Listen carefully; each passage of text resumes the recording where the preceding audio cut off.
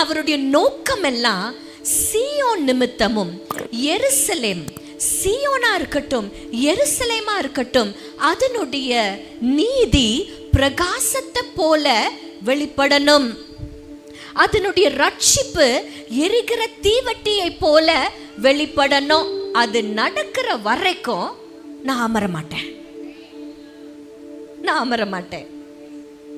இன்றைக்கு சீயோன் குமாரத்தி ஆக்கிய உங்களை பார்த்து ஆண்டவர் சொல்றாரு, சீயோன் குமாரத்தி ஆக்கிய உங்களுடைய நீதி பிரகாசம் அடைகிற வரைக்கும், உங்களுடைய ரட்சிப்பு எரிகிற தீவட்டியாய் மாறுகிற வரையில ஆண்டவர் சும்மா இருக்க போறது இல்ல.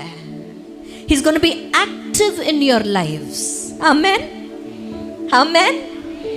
இன்றைக்கு நான் ஒரு தெய்வத்தினுடைய ஒரு தன்மையை நான் கற்றுக்கொண்டேன். He's an actively working God. நம்மோடு கூட மௌனமாய் இராமலும் அமராமலும் தீவிரமாய் நமக்காக ஏதோ ஒரு கிரியையை செய்து கொண்டே இருக்கிற தெய்வத்தை நாம் ஆராதித்துக் கொண்டிருக்கிறோம். ஆமென்.